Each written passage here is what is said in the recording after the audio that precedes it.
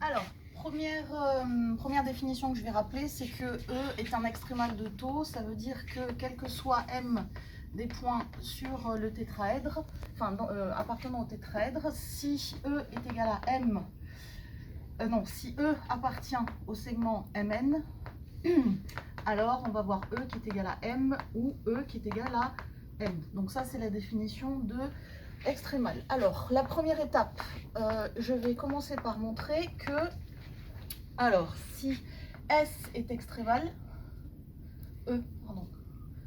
E extrémal de taux, ça veut dire que G de E extrémal de taux. Donc ça, c'est la première chose que je vais montrer avec un G qui appartient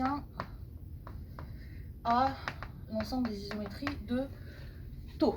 Alors, je vais poser. Je vais supposer d'abord que E est extrémal de taux. Ensuite, je vais poser E1 qui est égal à G de E. Ça appartient à taux parce que j'ai G de taux qui est égal à taux.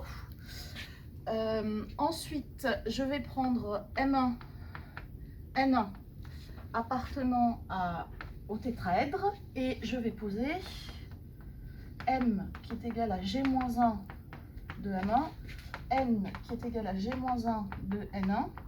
Alors ça, c'est possible parce que G est bijectif.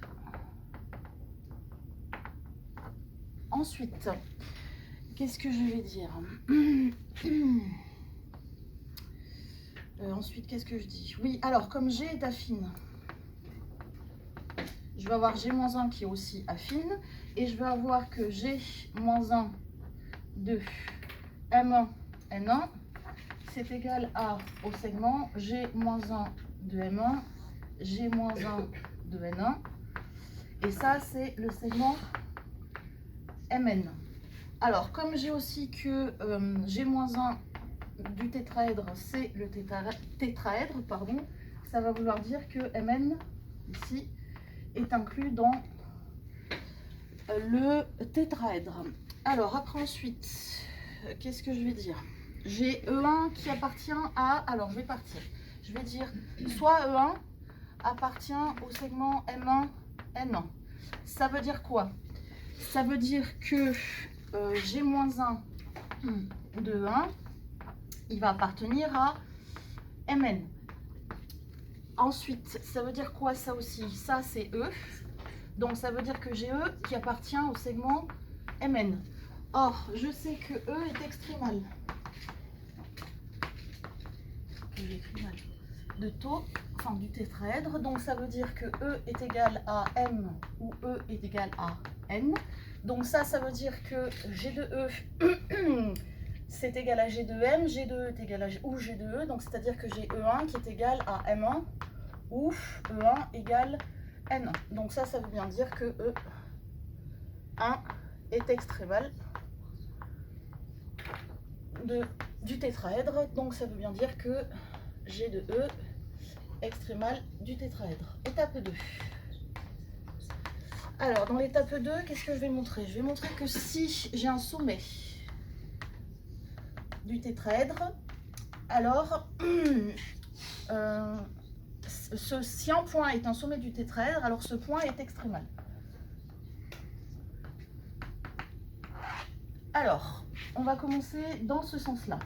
Alors, dans ce sens-là, je vais supposer du coup que S est un sommet. Alors, qu'est-ce que je vais dire? Je vais regarder les 4 sommets sont non coplanaires.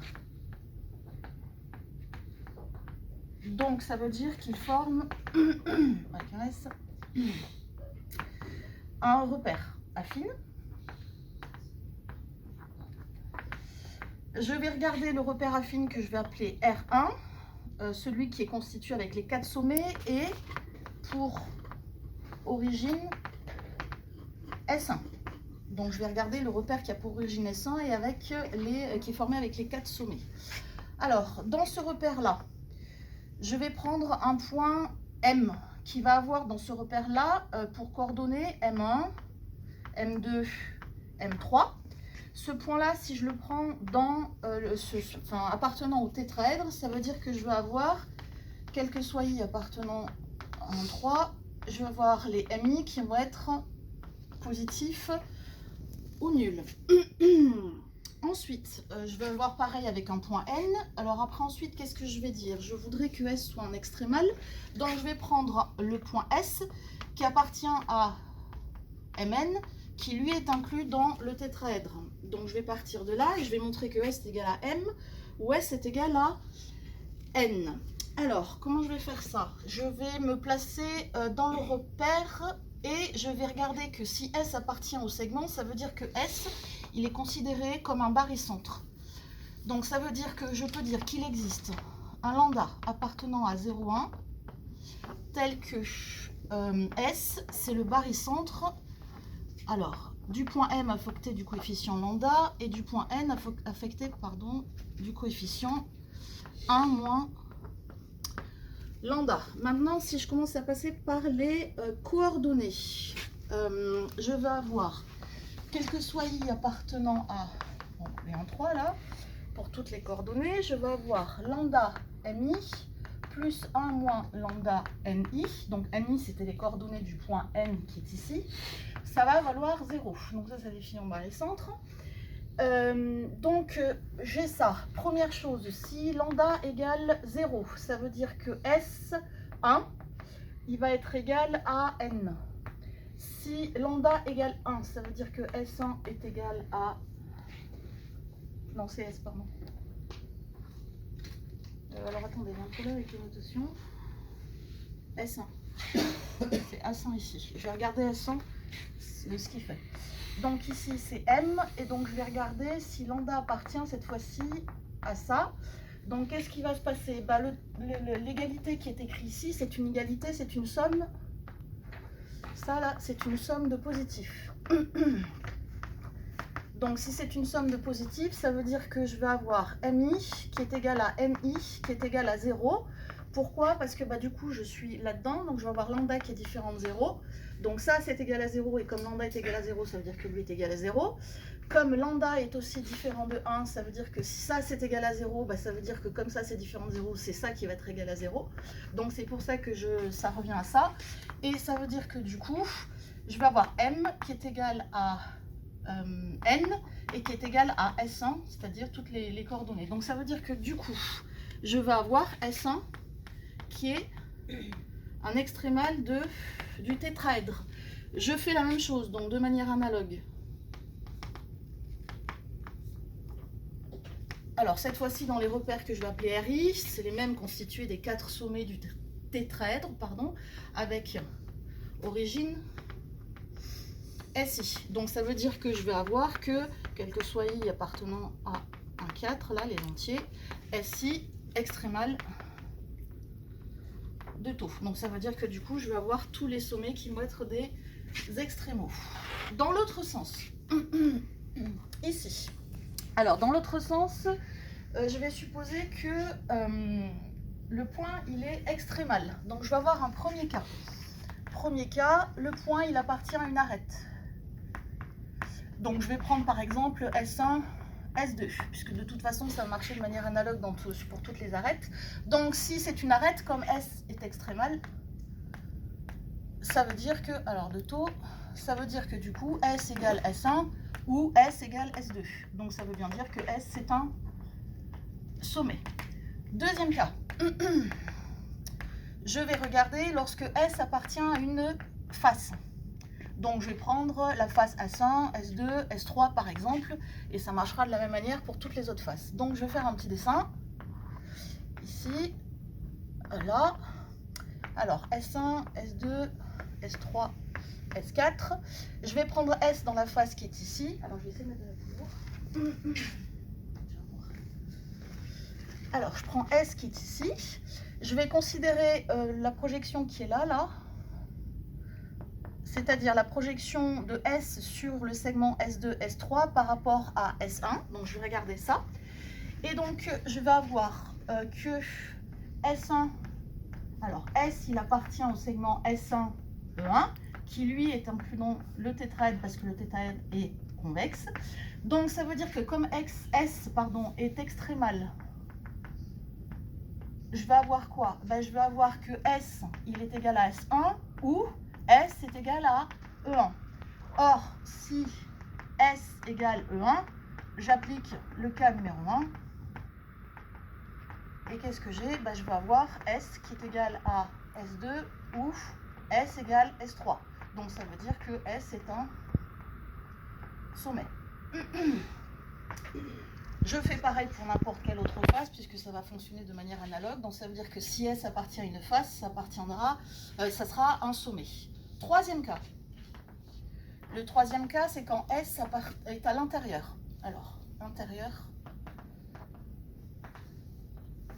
du tétraèdre. Alors, qu'est-ce que je vais faire? Ben, je vais faire encore un petit schéma là. Ici, S1, S2, S3, S4. Alors, je le prends à l'intérieur, ici, et puis cette fois-ci, je vais faire la projection, alors en pointillé puisque c'est à l'intérieur, ici.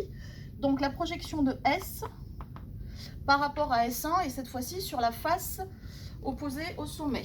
Donc, je vais avoir encore pareil, S qui va appartenir à S1, E1, qui lui est inclus toujours dans le tétraèdre, toujours parce que le tétraèdre est convexe et que j'ai deux points qui appartiennent au tétraèdre. Donc, comme S est extrémal, je vais avoir S qui est égal à S1 ou S qui est égal à E1. Alors, dans le cas où S est égal à E1 ici, qu'est-ce que je vais faire? Ben, je vais appliquer le cas numéro 2. Et donc, si j'ai le cas numéro 2, je vais avoir S qui est égal à S2 ou S égale S3 ou S égale S4. Donc, ça veut dire que S est un sommet. Donc, maintenant, j'ai bien démontré l'équivalence qui était ici. Alors, les deux choses qui sont là, je vais les utiliser pour arriver à la conclusion qui est là. Donc, étape, c'est la combien? La 4? Non, 3, 4, 3. Étape 3. Alors, je prends G qui appartient aux isométries du tétraèdre. Alors, je vais prendre un point S qui est un sommet du tétraèdre. Alors, si c'est un sommet, je vais pouvoir appliquer ce qui est ici. Donc, si c'est un sommet, ça veut dire que c'est un extrémal du tétraèdre. Donc, S, extrémal de taux. Donc, ça, c'est avec le 2, l'étape 2. Si c'est un extrémal, je vais pouvoir appliquer du coup ce qui est ici. C'est-à-dire que G de S, c'est aussi un extrémal. Donc là, cette fois-ci, j'applique l'étape 1. G de S, extrémal de taux. Et donc là, je vais réappliquer, mais cette fois-ci, l'implication, enfin l'équivalence, j'utilise en fait l'équivalence, une fois dans un sens, une fois dans l'autre. Donc si j'ai un extrémal, alors c'est un sommet. Donc ça veut dire que du coup, G de S, sommet de taux. Donc ça veut dire que du coup, je vais avoir, si j'appelle F l'ensemble des sommets de taux, je vais avoir G de F qui va être inclus dans F. Or, G est bijective. Donc si elle est bijective, ça veut dire que je vais avoir G de F qui est égal à F. Et bien donc du coup, ça veut dire que G permute les 4 sommets. Et en l'occurrence, G appartient à, à ça, l'ensemble des permutations de... Voilà, terminé.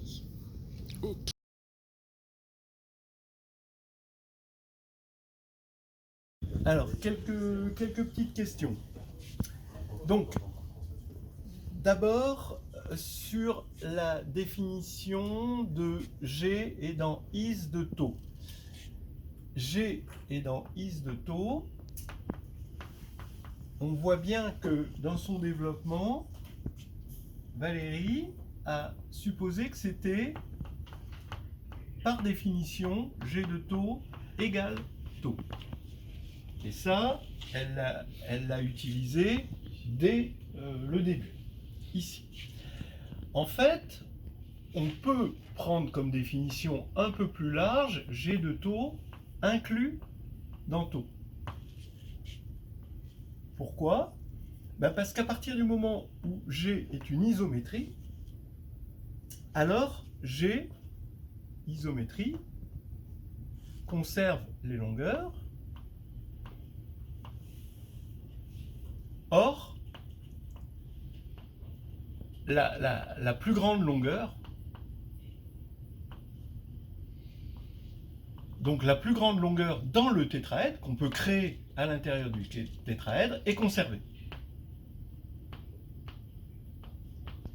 Et elle est conservée uniquement, la plus grande longueur, elle est définie uniquement pour la longueur entre deux, la distance entre deux sommets, SI et SJ. Donc forcément, cette plus grande longueur étant conservée par G, elle va être à l'intérieur de tau. Donc il va y avoir deux points qui sont distants de cette longueur-là, qu'on peut normaliser. Et donc, forcément, ce sera des sommets. Et à partir du moment où les sommets seront donc SI, on montre que SI appartient à im de G, à G de tau. Et comme SI appartient à G de tau et que SI, les sommets sont extrémaux, c'est ce qu'on voit après, on va avoir que tau est inclus dans G de tau. Voilà. Donc ça, c'est une question qu'on peut poser. Est-ce qu'on pouvait élargir les hypothèses? En fait, maintenant, on peut encore élargir les hypothèses en prenant G appartient à AF de tau, donc une application affine qui conserve tau. Mais maintenant, conserver tau, ça veut dire que G de tau égale tau. Parce qu'on voit bien que si on prend une similitude de rapport 1,5 qui conserve le tétraèdre, bah, elle va pas conserver les sommets, elle va pas conserver les points extrémaux, elle va juste rapetisser le tétraèdre. Pourtant, elle va bien le conserver globalement. Donc, ici, on va supposer ça et ça.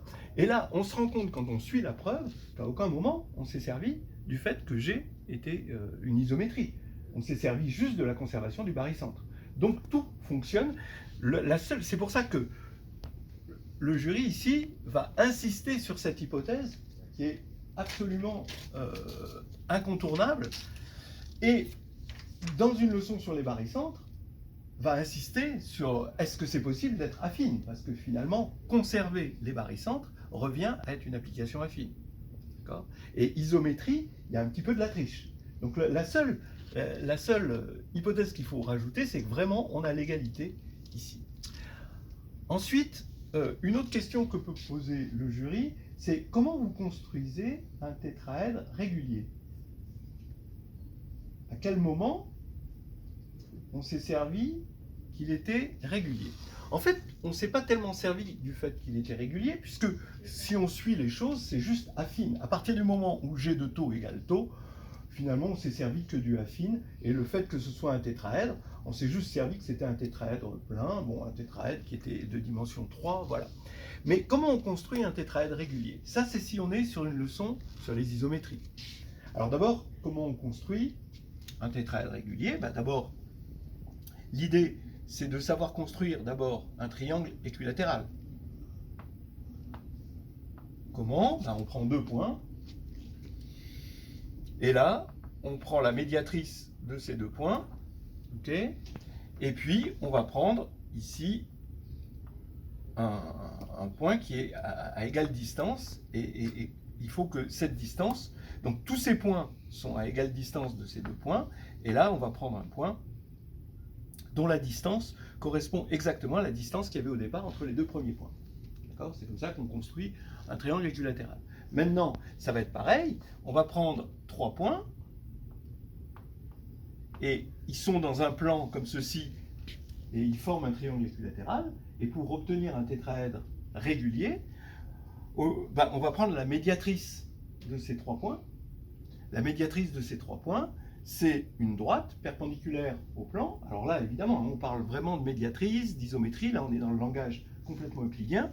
Et donc, il va passer par le centre de gravité, qui est le centre, qui est tout. Hein, c'est le centre de gravité, c'est l'intersection des médiatrices, c'est tout. Bon, voilà.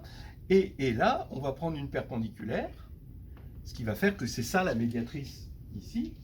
Et cette longueur commune ici, qui est égale à ça, on va la reporter à partir de sorte à ce que ici, on ait exactement cette longueur qui du coup va se reporter sur les trois longueurs puisqu'il y a égalité. Donc il suffit qu'il y ait une longueur qui soit égale. Par continuité, on peut même évoquer, et ce serait pas mal de l'évoquer, le théorème des valeurs intermédiaires. Puisque ici, il y a une certaine distance qui est strictement plus petite. À l'infini, il va y avoir une distance qui est strictement plus grande. Donc entre les deux, comme c'est croissant, il va y avoir une unique valeur, si on va dans ce sens-là, et une unique dans l'autre sens, où la longueur va être obtenue. Donc pensez à parler du théorème des valeurs intermédiaires, et vous construisez votre tétraèdre régulier. Bon. Et maintenant, on va aller par ici. J'aurais supprimé l'étape 3. Directement. Pourquoi? Parce que je dirais, d'après ce qui précède, on peut confondre sommet et point extrémal, donc on a conservation des sommets. D'accord? Alors ce qui est important, je l'aurais remplacé et ça aurait permis finalement d'éviter un petit peu le point. Ici, on se demande comment on est passé de l'inclusion à l'égalité. D'accord? Parce qu'on peut parfaitement avoir des bijections qui respectent l'inclusion, comme par exemple ce que je disais tout à l'heure sur une similitude de rapport à un demi. Hein, et ici, le tétraèdre, on a une inclusion stricte, même si une similitude est bijective. D'accord? Donc l'argument ici ne correspondait pas. En revanche, je remplacerai ici par une autre étape 3 qui dirait la chose suivante. Donc, on n'a que is de taux qui agit sur l'ensemble des sommets. D'accord?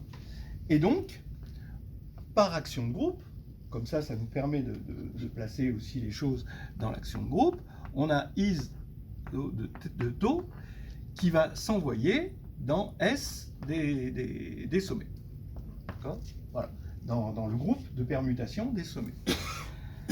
Alors, effectivement, parce qu'on a une action de groupe, maintenant il agit comme is de taux agit sur l'espace affine et respecte les sommets, et ben, il y a une action de groupe et automatiquement on va avoir une application. Et en fait, dans l'étape 3, plutôt que faire ça, je pense qu'il y avait le temps de montrer qu'il y a un isomorphisme parce que l'injectivité vient du fait que si G stabilise tous les SI, alors il stabilise un repère, et par le théorème fondamental, G égale identité. Et la surjectivité est intéressante. La surjectivité est intéressante parce que c'est le seul moment où on se sert du fait qu'on a un tétraèdre régulier. Parce que, en fait, quand on va ici avoir... La surjectivité vient du fait que ça, c'est S4, puisqu'il y a 4 sommets, que S4 est engendré par les transpositions, et il suffit de voir qu'il y a une transposition par symétrie, toutes les autres, on les aura. Et là, ici, on va prendre S1, S2, et il faut trouver une isométrie du tétraèdre qui permute S1, S2, mais qui laisse fixe S3 et S4. Et là, on peut raisonner par analyse synthèse. Si ça permute S1, S2, ben ça laisse fixe par encore le barycentre, le milieu. Et si ça laisse fixe maintenant S3, S4 et le barycentre, ça va laisser fixe ce plan-là. Donc ça va être la symétrie par rapport à ce plan qui va marcher. On sait que c'est unique, mais il faut vérifier que cette symétrie est une isométrie. Parce que si ce n'est pas une isométrie, ben, perdu, essaye encore. D'accord? Voilà. Donc ici, pourquoi c'est une isométrie? Ben, c'est une isométrie parce que le tétraèdre est régulier et que par régularité, ce plan, donc là si je l'appelle, je sais pas, I, on va dire que S1, S2, la droite S1, S2, est la médiatrice du plan I, S3, S4. Ça, c'est perpendiculaire. Pourquoi? Alors, S4 est à égale distance de S1 et S2, S3 est... Voilà, c'est ça. Merci, Florence. Parce que S3 est à égale distance de S1 et S2, S4 est à égale distance de S1 et S2, et I est à égale distance de S1 et S2. Donc, c'est bien la médiatrice. C'est la régularité de ça. Ouais, va falloir que je revoie ma vision dans l'espace. Et après, ça va aller mieux.